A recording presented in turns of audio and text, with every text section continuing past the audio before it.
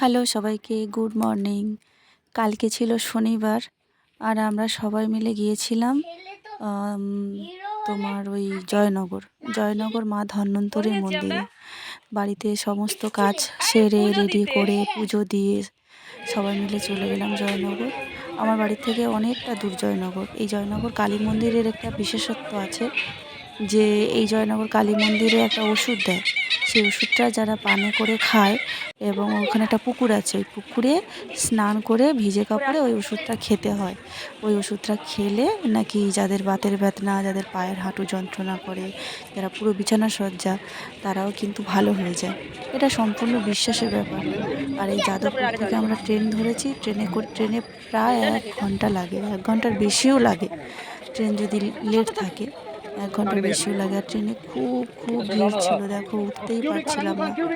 কোনো রকমে যদিও বা উঠেছি, উঠে দেখছি একটাও সিট নেই, সব সিট পুরো একদম বুকিং, পুরো ফাঁকা। আর এই যে বসে বসে যাচ্ছি, এত কষ্ট হচ্ছিল। অনেকক্ষণ দাঁড়িয়েছিলাম, অনেকক্ষণ দাঁড়িয়ে থাকার পর শরীরটা এত খারাপ লাগছিল, যেহেতু কিছু খাইনি পুজো দেবো বলে, সেই জন্য এখানে বসে পড়েছি ট্রেনের মধ্যে। তারপরে ট্রেন থেকে নেমেছি, তখন ওই 12টা বাজে। আর জয়নগরের মোয়া দেখেছো কীরকম বিখ্যাত আর ভর্তি। এই যে কথা বলতে বলতে সেই মন্দিরে চলে এসেছি প্রায়। ওই মন্দিরটাও ওই দেখা যাচ্ছে, মন্দিরের চূড়া। আমরা সবাই মিলে এইভাবে যাচ্ছি, হেঁটে হেঁটে যাচ্ছি। হেঁটে জয়নগর স্টেশনে নেমে ওখানে টোটোও পাওয়া যায়। তো টোটোতে 5 মিনিট লাগে, ভাড়া ওই 10 টাকা। আর আমরা হেঁটেই গিয়েছিলাম, হেঁটে ওই 12 মিনিট মতো লেগেছিল। ওখানে গিয়েও দেখতে পাচ্ছ কত সুন্দর সুন্দর ফুলের গাছ বিক্রি হচ্ছিল, খেলনা বিক্রি হচ্ছিল বাচ্চাদের, তারপর বালতি টালতি এটা সেটা বিক্রি হচ্ছিল। তারপর আমরা সবাই মিলে মন্দিরে গিয়ে ওখানে জুতো খুললাম।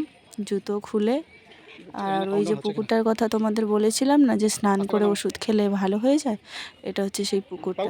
আমরা নেমে একটু পা ধুয়ে নিলাম, পা ধুয়ে মাথায় একটু জল ছড়িয়ে নিলাম, নিয়ে এই দেখো একটা সাপে মাছ ধরেছে। আমার বরের খেয়ে কাজ নেই, সেটাও ভিডিও করেছে। তারপরে ওখান থেকে আমরা প্রসাদ কিনলাম, মোমবাতি, ধূপ, মিষ্টি সমস্ত কিছু কিনে ঠাকুরমশাইকে দিলাম। এখানে একটা জিনিস খুব ভালো, তোমরা যারা পুজো দিতে যাবে না, ওই পান্ডাদের কোনো উৎপাত নেই যে এত টাকা দক্ষিণা দিতে হবে, এত এত টাকার প্রসাদ কিনতে হবে বা হ্যান ত্যান, ওসব কিচ্ছু নেই। তোমরা তোমার মনের মতো, তোমার ইচ্ছা, তুমি যত টাকা দক্ষিণা দিতে পারো।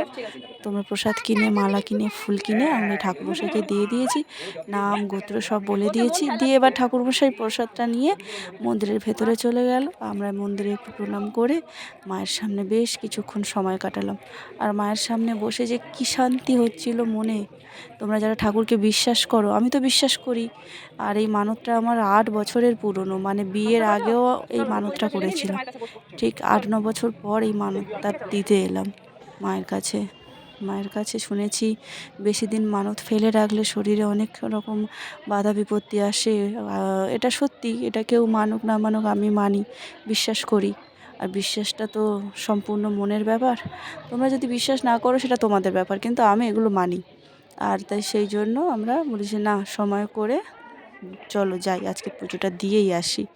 একটু উল্টো সাইড তো, তাই যাবো যাবো করে 8টা 10টা বছর কেটে গেল, দিতেই পারলাম না। এখানে ধূপ মোমবাতি দিয়ে তারপরে আমরা মন্দিরে গিয়ে একটু বেশ কিছুক্ষণ বসলাম।